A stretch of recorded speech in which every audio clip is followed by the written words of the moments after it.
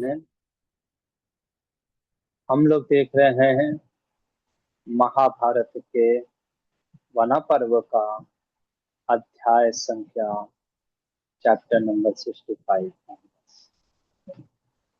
तो नल और दमयंती की उपाख्यान चल रही है। सबसे बड़ा उपाख्यान है महाभारत की। और आज हम कुछ देखेंगे दमयंती का मास्टर प्लान भी, है ना। किस प्रकार से क्या प्लान है उसका। फिलहाल चलते हैं स्टोरी में वापस। कल हमने देखा कि जो हाथियों के झुंड ने किस प्रकार से तोड़ फोड़ कर दिया और किस प्रकार से वहां पे आकार समझ गया था। और लोगों ने यही निर्णय निकाला कि जब से ये स्त्री हमको ज्वाइन किए, ये लकड़ी है, कोई विच है, पिशाचिनी है, इसकी वजह से हमारा जीवन बर्बाद हो गया। नहीं तो हम हमेशा निकलते थे अपने व्यापार के लिए, पर कभी ऐसा कुछ हुआ नहीं। जिंदगी में कैसा होता है, लोग क्रेडिट जब लेना होता है तो अपने अकाउंट में मेरी वजह से हुआ है गेन, और जब कुछ लॉस होता है तो अदर रिस्पॉन्स, हम दूसरे को जिम्मेदार ठहरा देते हैं। ये नक्षत्र खराब थे, ये व्यक्ति खराब है, इसके कारण से हमारे जीवन में कष्ट आया। खैर, जो भी कारण हो, दमयंती ब्राह्मणों के ग्रुप को ज्वाइन करके आगे बढ़ती है और वो पहुंच जाती है चेदी देश। और जब वहां पे पहुंचती है तो वहां पे जैसे ही नगर में प्रवेश करती है तो थी तो बहुत दीन और दुर्बल, है ना। बच्चों ने घेर लिया, सोचा कि कोई पागल औरत है ना, और उसको परेशान करने लगे। पर इधर जो उस चेदी देश की राजमाता थी, उसने अपनी दासी को बोला था, ये युवती को मेरे पास लाओ, है ना। लोग इसको तंग कर रहे हैं, दुखी लग रही है ना, मेरे घर पे लेकर के आओ। और ये बोल करके जब आदेश दी तो उसकी दासियां वहां से उसको उठा करके लाई, है ना। और दमयंती को देख करके रानी ने बोला, मानो तुम्हारा रूप तो इतना सुंदर है, जैसे ऐसा प्रतीत हो रहा है कि जैसे राख के अंदर जैसे तेज छिपा होता है, या बादलों से घिरे हुए में जैसे बिजली चमकती है ना, वैसे तुम कुछ साधारण स्त्री नहीं लग रही हो, पर डरी हुई हो, है ना। क्या तुम मानवी हो या कोई देवी हो। कई बार कैसा होता है, जो बाहर से चीजें दिखता है वो होता नहीं है। लुक्स किसी हमको करते हैं, धोखा देते हैं, है ना। पर रानी ने पहचान लिया कि ये कोई साधारण नहीं है। दमयंती कहती है, मैं मानव ही कन्या हूँ, और अपने आप को सैरंध्री बोलती है। सैरंध्री जाति के, जो सैरंध्री मतलब होते हैं जो रानियों के यहाँ, है ना, जो श्रृंगार इत्यादि करती हैं। कहती है कि मैं अकेले हूँ। क्यों? क्योंकि दुर्भाग्यवश मेरे जो पति थे वो जुए में सब कुछ हार गए, और फिर मैं उनके साथ एक वस्त्र धारण करके निकल पड़ी। एक दिन की बात है, मेरे पति भूख से पीड़ित होने के कारण उन्होंने एक पक्षी को अपने वस्त्र से ढकना चाहा, पर पक्षी ने वो वस्त्र लेकर के चला गया। और फिर हम दोनों एक ही वस्त्र से अपने आप को ढकते हैं। और एक दिन की बात है, आधी रात को जब मैं सो रही थी, मेरे पति ने मेरी आधी साड़ी फाड़ करके उसको ओढ़ करके चले गए। मुझे नहीं पता वो कहाँ चले गए। बहुत खोजा, बहुत पता लगाया, फिर भी मुझे नहीं मालूम। दमयंती ने सिर्फ फैक्ट बताया, अपना फीलिंग नहीं बताया। क्योंकि कई बार जब हमारे जीवन में दुख होता है, तो क्या होता है कि हम अपनी स्टोरी बताते हैं, सामने वाले के स्टोरी को शायद नहीं सुनते। और सबको अपना स्टोरी सही लगता है, सबको यही लगता है कि मैं सही हूँ, सामने वाला गलत है। शी डजंट नो ना कि क्या कारण है जो नल ने छोड़ा है। तो सिर्फ फैक्ट पता है। जब इस प्रकार से दमयंती की बातों को सुन करके राजमाता रोने लग जाती है, कहते हैं घबराओ नहीं, हम तुम्हारे पति को खोजेंगे, है ना। इसलिए तुम हमारे पास ही रह जाओ। हो सकता है तुम्हारा पति इधर उधर भटकते हुए यहाँ आ जाए, है ना। और मैं पूरा प्रयास करूंगी कि वो तुम्हारे पति को हम लोग ढूंढ करके निकालें, है ना? दमयंती कहती है मैं 5 कारण, 5 कंडीशन रखती है। 5 कंडीशन पे ही मैं रुकूंगी। पहला कंडीशन क्या? मैं झूठा किसी का नहीं खाऊंगी। नेवर ईट लेफ्ट ओवर, है ना। दूसरा, क्योंकि हम जब किसी का झूठा को खाते हैं ना, हमारी वैसी चेतना भी होती है। दूसरा, किसी से पैर नहीं धुलवाऊंगी, है ना। यानी किसी प्रकार का सेवा नहीं दूंगी, नेवर वॉश, या किसी का मैं पैर धोऊंगी नहीं, है ना। एनीवन के। क्यों? क्योंकि वो नहीं चाहती थी किसी प्रकार से वो किसी के कांटेक्ट। तीसरा चीज बहुत इंपॉर्टेंट, मैं किसी व्यक्ति से कन्वर्ट, पुरुष से कन्वर्सेशन नहीं करूंगी। No conversation. क्योंकि जैसे ही आप कन्वर्सेशन स्टार्ट करते हो, चीजें डिस्टर्ब होना स्टार्ट होता है। चौथा चीज बोलती है, कहती है यदि मुझे कोई भी जबरदस्ती पुरुष मेरे साथ कुछ करना चाहेगा तो आपको उसको दंड देना होगा। और यदि वो जबरदस्ती फिर भी करता है तो उसको मृत्यु दंड देना। और पांचवा चीज, जो भी लोग सर्च करने जाएंगे, है ना, उनसे मैं एक बार बात करूंगी। अगर आपको इन शर्तों पे मंजूर है तभी मैं आपके पैलेस में रुकूंगा। तो रानी राजमाता मान गई। उन्होंने अपनी बेटी सुनंदा को बुलाया और कहा कि बेटी, ये तुम्हारे ही एज की है, इसके साथ फ्रेंडशिप कैसा व्यवहार करो। और दोनों फिर एक दूसरे के बहुत क्लोज फ्रेंड हो गए। इधर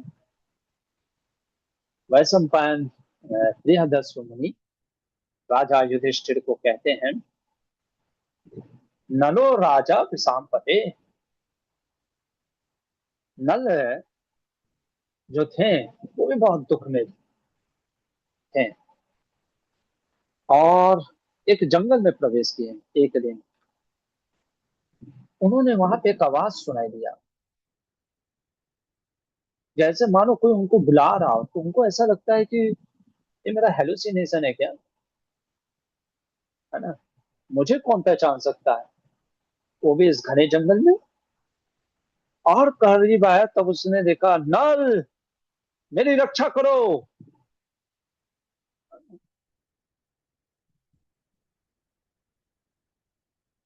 आवाज से कोई मनुष्य की आवाज नहीं लग रही, इसने नल तुरंत उस डायरेक्शन में भागे। और जैसे वहां पे देखा तो घना जंगल में आग लगा हुआ था, है ना।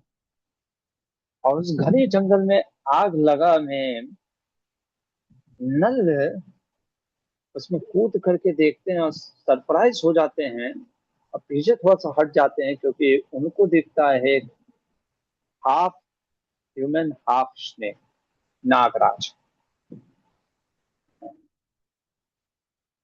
जैसे ही नागराज ने देखा नल को, हाथ जोड़ करके आंखों में आंसू ले करके कहते हैं मेरी रक्षा करो, मुझे यहाँ से निकालो।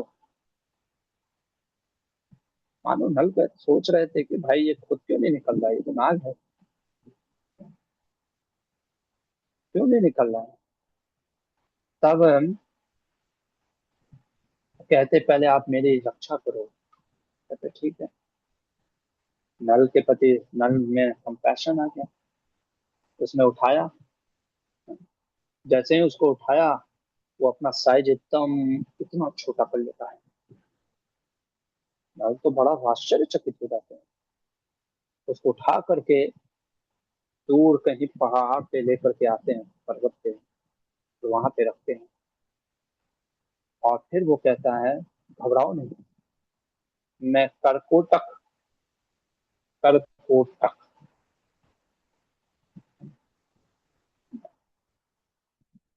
करकोटक करके नाग हूँ, है ना। मेरी ये अवस्था क्यों हुई, क्योंकि मैंने नारद मुनि का अपमान कर दिया था। कई बार हम अहंकार हो जाते हैं, हमें पता ही नहीं होता हम किसका अपमान करते हैं। नारद मुनि ने मुझे श्राप दे दिया, है ना। और फिर उन्होंने, मैं कई यहाँ पे था, श्राप दे दिया, ये श्राप दिया कि मैं एक ही जगह पे फिक्स हो जाऊं, हिल डुल ना सकूं। तब उन्होंने कृपा भी किया। नारद मुनि ने कहा कि जब नल आएगा, है ना, और उस समय आप इस श्राप से मुक्त हो जाओगे और आप फिर अपने नागलोक वापस चले जाओगे। और आज आप आए और मेरी रक्षा की। मैं आपके लिए कुछ ग्रैटिट्यूड में कुछ करना चाहता हूँ, देखो, है ना। कृतज्ञता की भावना होनी बहुत जरूरी है। कहता है आप मुझे लेकर के कुछ कदम चलो, फिर मैं आपके लिए कुछ करूंगा। नल ने फिर उठा लिया, और जैसे एक कदम, दो कदम, और बोला कि जब चलो तो बोलो। तो उसने कहा ठीक है, एक, दो, तीन, और जैसे 10 बोला, 10, तुरंत नाग ने 10 दिया। और जैसे ही नल को डसा उसने, नल का पूरा रूप जैसे काला पड़ गया, इतना जोर से डसा। मैंने सोचा मैंने तुम्हारी रक्षा की और तुमने मुझे डस दिया। कभी कभी जिंदगी में हमको भी नहीं पता होता है भगवान हमारे साथ क्या करता है। हम भी कृष्णा से प्रार्थना करते हैं और लगता है कि कृष्णा हमारे साथ कुछ गलत करता है, क्योंकि जो अच्छा दिख रहा है वो जरूरी नहीं वो हमारे लिए अच्छा हो। इसलिए कृष्णा कभी कभी ऐसे चीजें हमको देते हैं, जैसे दवाई जो क्योर करती है, कई बार उसके टेस्ट हॉरिबल होते हैं। लाइफ में भी कुछ चीजें जो बैड दिख रही हैं पर वो आपके लिए अच्छी है। किसी को अर्जुन ने बोला था गीता में श्रेयस, दो चीज होता है, श्रेयस और प्रेयस। श्रेयस मतलब होता है लॉन्ग टर्म गुड, और प्रेयस मतलब शॉर्ट टर्म गुड। आज जिंदगी में हम सिर्फ शॉर्ट टर्म गुड पे लगे हैं। जरूरी नहीं जो शॉर्ट टर्म गोल हो, जो शॉर्ट टर्म गुड हो वो अच्छा ही है। तब राजा नल को ये कर्कोटक बोलता है कि घबराओ नहीं, है ना। मैंने तुम्हारे साथ जो किया उसके पीछे कारण सुन लो। जब तक तुम इस रूप में रहोगे लोग तुमको पहचानेंगे, और हो सकता है तुमको कोई मार सके, है ना। इसलिए अब ये रूप थोड़ा सा छोटे हो गए थे, काले हो गए थे, कोई नहीं पहचानेगा कि तुम नल हो। दूसरा कारण, तुम्हारे अंदर जो कली का अंश है, कली जो प्रवेश किया, नेगेटिव एनर्जी, मेरे पॉइजन उसको सताएगा, है ना। कई बार होता है ना वशीकरण में, जैसे हमने देखा है, ये पॉइजन उस कली को सताएगा, और इस कारण से तुमको कुछ नहीं होगा, बट उसको सताएगा, और वो एक दिन तुम्हारे शरीर को छोड़ करके निकल जाएगा, है ना। वो तुमको जो टॉर्मेंट कर रहा है, वो नेगेटिव एनर्जी, वो उसको टॉर्मेंट कर रहा है ना। जैसे कहते हैं ना, जहर से जहर को काटता है ना, लोहे से लोहे काटी जाती है, वही चीज। और अब तुम्हारा रूप भयावह हो जाने के कारण तुम्हें जंगल में किसी भी पॉइजनस जीव जंतु से डर नहीं लगेगा, क्योंकि स्वाभाविक है, जब आदमी खुद ही भयानक रूप में दिखता है तो उससे लोग डरते हैं, पंगा नहीं लेते हैं, है ना। कर्कोटक कहता है मैं कुछ एडवाइस भी आपको देना चाहता हूँ, यदि आपका इच्छा हो तो। कल कहते देखिए, कहते हैं आप यहाँ से जाओ अयोध्या। क्यों? वहां पे है राजा ऋतुपर्ण। वो क्या करेंगे, उनको एक एक्सपर्ट ड्राइवर की जरूरत है घोड़े चलाने के लिए। तो वहां पे एक्सपर्ट चैरियट ड्राइवर तुमको आता भी है, बहुक बन करके जाओ, और बदले में तुमको वो राजा युद्ध खेलना सिखाएंगे, क्योंकि वो एक्सपर्ट है डाइस में। इसी डाइस की वजह से तुम हारे थे ना, तुम इसी डाइस से फिर जीतोगे। लेकिन मैं अपना ओरिजिनल फॉर्म कैसे वापस लाऊंगा? कहते वो भी मिलेगा। तो पीस ऑफ क्लोथ दिया, कहा कि जब भी तुमको अपना रूप वापस चाहिए, मुझे स्मरण करना और ये कपड़े पहन लेना, तुम वापस पाओ,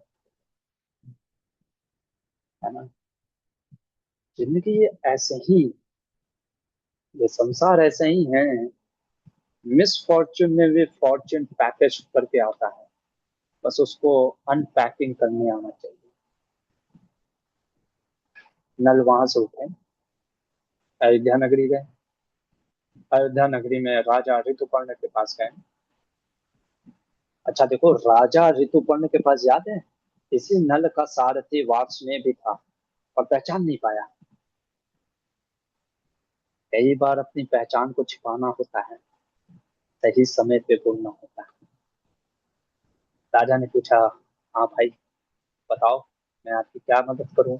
उन्होंने कहा कि मैं बहुत एक्सपर्ट हॉर्स को मैनेज कर सकता हूँ, इसलिए आप मुझे अपने, है ना, अस्तबल में रख दीजिए, और मैं उसके साथ में रसोई भी बहुत अच्छा बना सकता हूँ, तो आप जैसा उचित समझे। तो राजा ने कहा बिल्कुल, मुझे तो एक अच्छा, हाँ, चाहिए अश्व, जो अश्वों की देखभाल करे, घोड़ों की देखभाल करे, और घोड़े को अच्छे से चला सके, मुझे कई बार जाना रहता है ना। तो एक अच्छा ड्राइवर मिल जाएगा तो बहुत अच्छी बात है ना। तो 10,000 गोल्ड कॉइन पे फिक्स कर देते हैं। तो ठीक है। अब उनको बुलाया वार्स ने और जीवन, उनको भी कहा ये लोग भी हैं, है ना, इनके साथ आप रहो। नल इनके साथ रहने लग गए। फिजिकल लेवल पे नल तो स्टेबल हो गए, पर मेंटल लेवल पे अभी भी नहीं स्टेबल थे,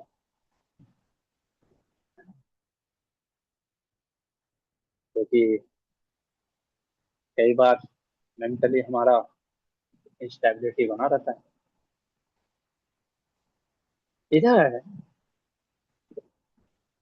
राजा नल सोचने लगते कि मेरी पत्नी दमयंती अभी भी जिंदा होगी, और अगर होगी तो किस हाल में होगी। और इस प्रकार से वो चिंतन कर रहे थे, और हर रात को कोडेड वर्ड में सॉन्ग गाते थे।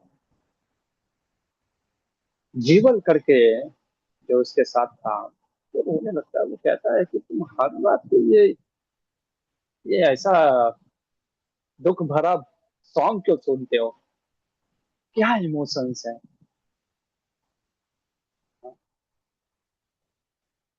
उसने पूछा भाई क्या है तुम्हारे साथ।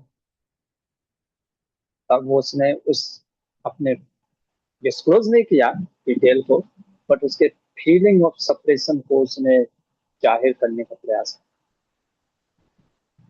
केवल सोचता है अच्छा ठीक है, कोई दुख भरी कहानी नहीं। इधर राजा भीम, जो कि विदर्भ देश के राजा थे, है ना, उन्होंने ऐलान किया कि जी, जो भी मेरी बेटी दमयंती और मेरे दामाद नल का पता लगा लेगा, है ना, मैं उसको बहुत ज्यादा इनाम दूंगा। और नियुक्त किया गया ब्राह्मणों को। क्यों प्रभु जी, ब्राह्मण, ब्राह्मणों को ही क्यों नियुक्त किया गया? Again, Brahmin is not just about the caste. First thing, they are very intelligent, बहुत इंटेलिजेंट होते हैं।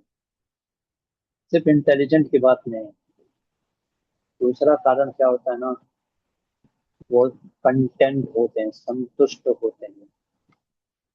तीसरा चीज, उनके अंदर छल कपट कम होता है। छल कपट मतलब, समझ रहे हैं आप, वो एज इट इज चीजें बताएंगे जो उन्होंने देखा। जैसे आप देखोगे, भागवत में भी वर्णन आता है ना, रुक्मिणी जी एक ब्राह्मण को भेजती हैं, किसके लिए? भगवान के पास अपना पत्र लेकर के। तो ये जनरली आप देखना, ब्राह्मण ही ये सब कार्य, क्योंकि उन पे विश्वास होता है ना, विश्वास पात्र होते हैं, है ना। अगेन, जो क्वालिटी के कारण हम ब्राह्मण की बात कर रहे हैं, नॉट जस्ट अबाउट कास्टिज्म। तो सारे ब्राह्मण निकल गए, किसी को कुछ पता नहीं चल रहा था। एक दिन एक ब्राह्मण जिनका नाम था सुदेव, दमयंती के भाई के बहुत क्लोज फ्रेंड थे, पहुंच गए वहीं चेदी देश पे। जब उन्होंने दूर से दमयंती को देखा तो उनको लगा कि ये तो दमयंती है। हाँ, और तुरंत रिकॉग्नाइज कर गए हैं, और जा करके दमयंती से मिलते हैं और बोलने लगते हैं दमयंती से कि दमयंती, आप इधर, मैं आपके भाई का मित्र। तो दमयंती भी पहचान जाती है, वो भी रोने लग जाते हैं, बहुत रोने लगती है। वो पूछने लगती है कैसे हैं पिताजी, माँ कैसी है, मेरे बच्चे कैसे हैं। ये देख करके राजमाता जो होती है क्वीन, वो कहती है कि आज दमयंती इतना रो क्यों रही है। वो जाकर के ब्राह्मण से पूछते हैं कि भाई आप हो कौन, और सच सच बताइए, आप क्या इसको जानते हो, ये कौन है। तो ब्राह्मण थे, उन्होंने सारा चीज डिटेल बताया कि देखो, ये जो स्त्री है ये विदर्भ देश की राजा की बेटी है दमयंती, इसका विवाह हुआ था नल से। तब रानी ने पूछा आप इतना श्योर कैसे हो कि ये वही है। उन्होंने कहा बर्थ मार्क से, हर व्यक्ति का मार्क होता है ना, बर्थ मार्क। इसके दमयंती के आईब्रोज के बीच में एक बर्थ मार्क है, मैं उसको पहचान गया, वो अभी मैल की वजह से ढका हुआ है। अगर दमयंती का रूप फिर से उसको हो करके आए तो एकदम वो दिखेगा। और जैसे रानी ने देखा, अरे हाँ, मैं कैसे नोटिस नहीं कर पाई। और फिर कहती अरे ये तो मेरी बहन की बेटी है। तुम तो हमारे पिता, मेरे पिता की दो बेटियां थी, एक मैं और तुम्हारी माँ। तुम्हारी शादी, तुम्हारी माँ की शादी राजा विदर्भ से हुई, मेरी केली देश से हुई। जैसे हमारे जीवन में बर्थ मार्क होते हैं ना, हमारे बॉडी को रिवील करते हैं, आइडेंटिटी को, वैसे ही जिंदगी में हमारे कुछ वैल्यूज होने चाहिए, जो कि हमारे कैरेक्टर को, वैल्यूज जो होते हैं वो, जैसे हम कहते हैं ना, अरे ये व्यक्ति बहुत ऑनेस्ट है, ये पंक्चुअल है, या रिवील करते हैं आपके चरित्र को, है ना? तुरंत दमयंती को कहती है तुम यहीं पे रुक जाओ, ये तो तुम्हारी मौसी का घर है। कहते नहीं, मुझे पता है आप अच्छे से रखोगे, लेकिन अब मैं जाना चाहती हूँ, क्योंकि मेरे संतान बहुत दुखी होंगे मेरे से दूर रह करके, पिता से अपने और माँ से। इसलिए मुझे जाने की आज्ञा दी। दमयंती वहां से निकलती है, पिता के पास वापस आती है। पिता भीम और माता से मिलती है, रोने लग जाती है। राजा भीम ने उस सुदेव ब्राह्मण को बहुत सारा धन दिया, कृतज्ञता व्यक्त की, है ना? और इस प्रकार से दमयंती रहने लगी। अब दमयंती ने एक दिन अपनी माँ से बोला कि मैं चाहती हूँ कि आप नल का पता करें, क्योंकि मैं नल के बिना रह नहीं सकती। माँ ने पिताजी को बोला कि आपकी बेटी ऐसे बोल रही है ना, प्लीज फाइंड आउट करिए, खुद ही बोल रही है।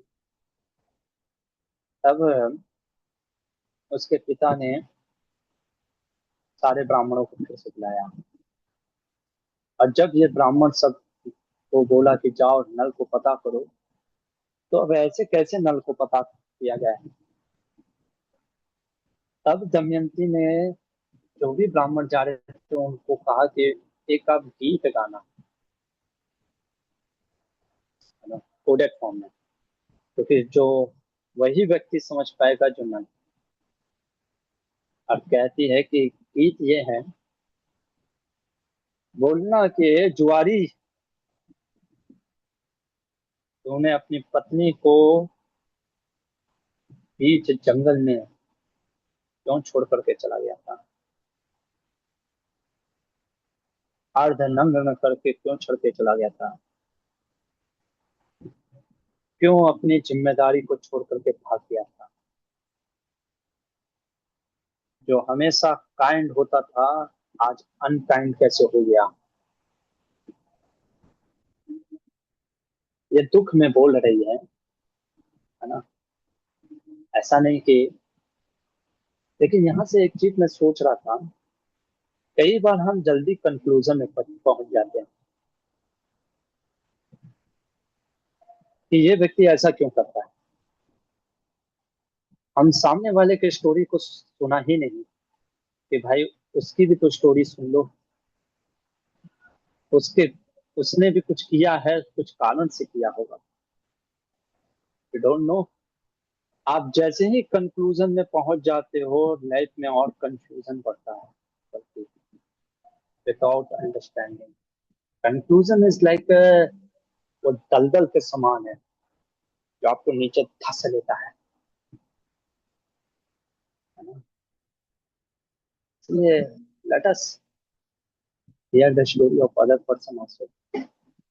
खैर, सारे ब्राह्मण जाते हैं, सब पता करना लगाते हैं, है ना?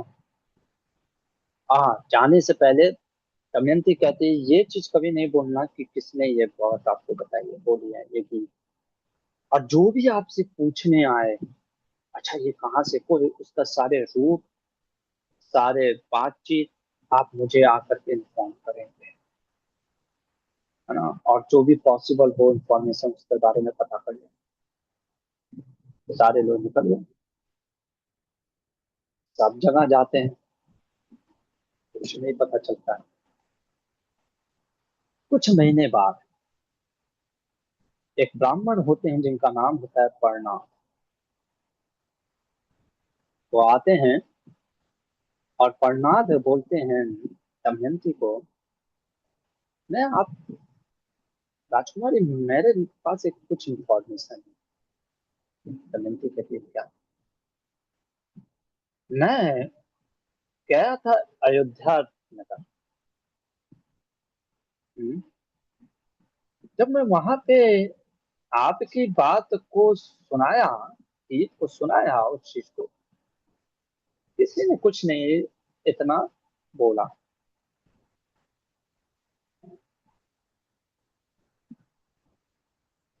लेकिन एक व्यक्ति, जब मैं निकलने लग गया तब उसने मुझे रोका और उसने मुझसे कुछ बात की।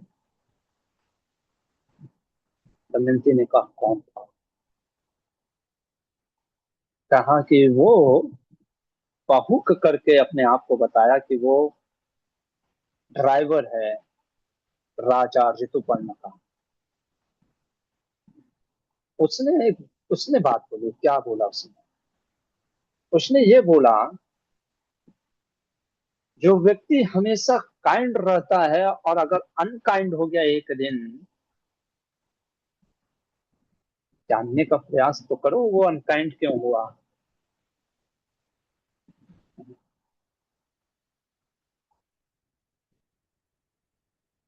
मिस्टेक्स होते हैं, उस व्यक्ति ने बोला,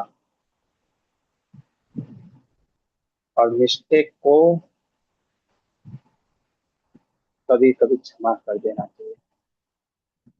जब व्यक्ति बहुत ज्यादा दुख में हो या सब कुछ हार गया हो और अगर वो उस समय गलती करता है तो अपनों को क्षमा कर देना चाहिए। इसलिए क्योंकि वो व्यक्ति हमेशा मेरे साथ अच्छा था। और कहता है, वो व्यक्ति ये बोल रहा था, हो सकता है उसका अनकाइंड बिहेवियर के पीछे भी काइंडनेस हो।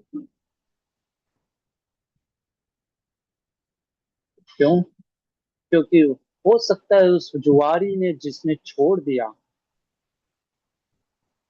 वो अपनी स्त्री को दुख में नहीं देख सकता था कि जिस जुए के कारण जो इतना बड़ा दुख मेरे पर आया है, मेरी पत्नी को हो गया।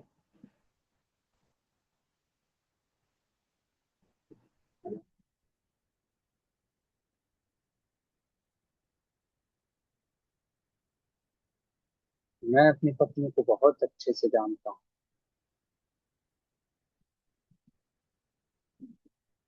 वो धार्मिक, मतलब मैं कोडेड फॉर्म में बोल रहा था। वो मतलब कह रहा था कि वो व्यक्ति अपनी पत्नी को अच्छे से जानता है। ये होता है फॉरगिवनेस, है ना, क्षमा। कई बार forgiveness, ability to forgive is greater than rigidity to hold a grudge. जब हम लोगों को क्षमा कर देते हैं उनके मिस्टेक के लिए, तो हमारा हृदय भी ना बहुत ग्रजेस से ऊपर उठ जाता है, शांत हो जाता है। इसलिए वो व्यक्ति ने बोला कि बोलना उस स्त्री को कि वो अपने पति को क्षमा करे। उसका पति कभी भी उसके गलत के लिए नहीं किया था, और उसको छोड़ा इसलिए नहीं था कि उसको मौज करना। वो अपनी पत्नी को दुख में नहीं देखा। जैसे ही दमयंती ने सुना, आंखों से आंसू निकल पड़े और फिर से वो रिस्टैब्लिश करने के लिए रिलेशनशिप। तो कई बार रिलेशनशिप में मिसकम्युनिकेशन, कंफ्यूजन और अलग अलग प्रकार की चीजें आते हैं, लेकिन वो क्लियर आउट होना बहुत जरूरी है। और फिर से रिस्टैब्लिशिंग। दमयंती ने कहा ठीक है, उसने अपने मन में सोचा कि अब मैं अपने पति को फिर से वापस लाना चाहती हूँ। उसने अपने मम्मी पाप माता पिता को बुलाया, माँ बाप से कहा कि मैं नल से विवाह, नल को प्राप्त करना चाहती हूँ। माता पिता ने भी स्पेस दिया। उन्होंने ये नहीं भड़काया, अरे तेरा पति तुझको छोड़ के चला गया था, क्यों फिर से उसके पास जाना चाहती है। नहीं, पति पत्नी के चीजों में स्पेस देना बहुत जरूरी है। उन्होंने कहा क्या करना है? तो अपने माता पिता को बोला कि आप बस अनाउंस कराओ स्वयंवर के लिए। स्वयंवर के हाँ, फिर से स्वयंवर। हाँ। उन्होंने तुरंत फिर सुदेव को बुलाया, वही सुदेव, क्योंकि वो एक बार सक्सेसफुल हुआ है ना। कहते हैं सुदेव को, सुदेव आप जाओ यहाँ से अयोध्या, कुछ नहीं करना है। बस आपको राजा ऋतुपर्ण को बोलना है कि दमयंती का स्वयंवर हो रहा है कल, जब भी आप पहुंचो, और अगर आप भी इंटरेस्ट है तो आइए।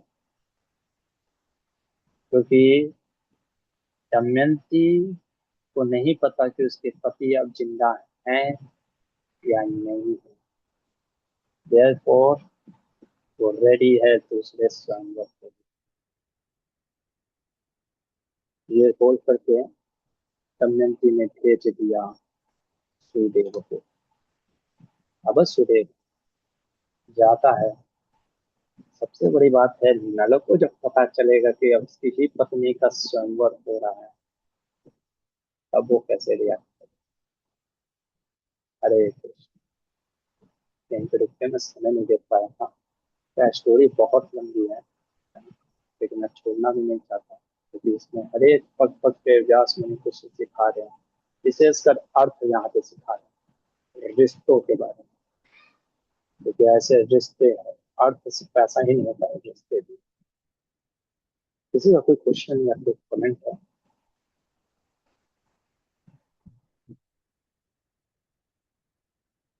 हाँ अनंत प्रभु, यहाँ पर कुछ। हरे कृष्ण प्रभु जी। प्रभु जी जैसे जो नल थे, मतलब उनको ये देवताओं ने वरदान दिया था ना कि जब भी हमारी आवश्यकता पड़े तो हम आपकी मदद के लिए हम उपस्थित हो जाएंगे। तो प्रभु जी उनकी मदद क्यों नहीं ली नल ने, मतलब इतनी विपरीत परिस्थितियों में मतलब हो रहे। कली के प्रवेश के कारण उनकी बुद्धि बहुत विचलित हो चुकी थी। कई बार हम भी कहाँ भगवान का आश्रय लेते हैं, है ना। जब बुद्धि विचलित हो जाती है, कली गीता में बता रहा था, मत्ता स्मृतिर ज्ञानम अपोहनम च प्रगतिर्नश्यति। तो काम इतना वेग बढ़ जाता है, व्यक्ति इतना निर्लज्ज हो जाता है कि उसको पता ही नहीं होता है कि गुरु साधु शास्त्र में क्या बोला गया है, तो उस समय भूल जाता है ना पावर। तो वो ठीक है। हाँ हरे पल्लवी कृष्ण। और माता। प्रभु जी, हाँ बोलो, ठीक है बोलो। प्रभु जी जैसे दमयंती जो है वो समझ गई थी कि हाँ वो ही मतलब भाई मेरा पति है, तो फिर स्वयंवर का क्यों, मतलब डायरेक्ट भी उनको बोला कि वो करवा सके, मतलब बातचीत कर लेते वो। इसका कारण है ना, कल पता चलेगा आपको। बच्चे जितना सीधी दिखती है वो सीधी होता नहीं ना है। हम वो सिचुएशन में हम्म। है नहीं, इसलिए हमको लग रहा है कि अरे ये सब ऐसे फटाफट क्यों नहीं, या क्या है सर्टेन थिंग्स वो रिपीट होगा। यस पल्लवी।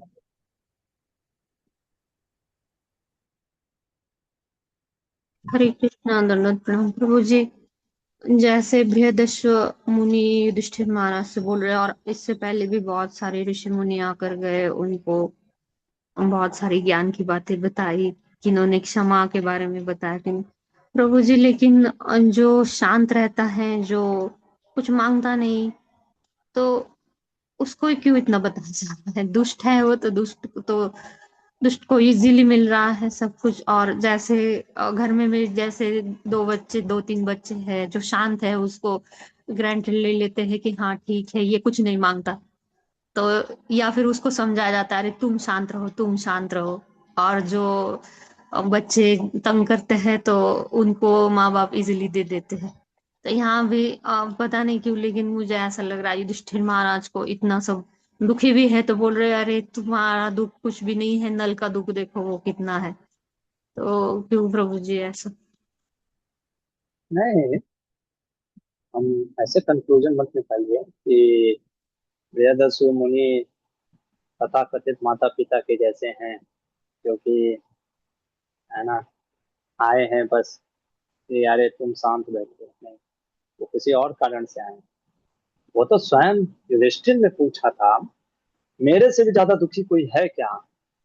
या तब वो बोलते कि हाँ दुखी है, एक राजा के नल, तुम्हारे साथ तुम्हारी पत्नी है, भाई है, उनके साथ तो वो भी नहीं था, इसलिए वो बता रहे हैं।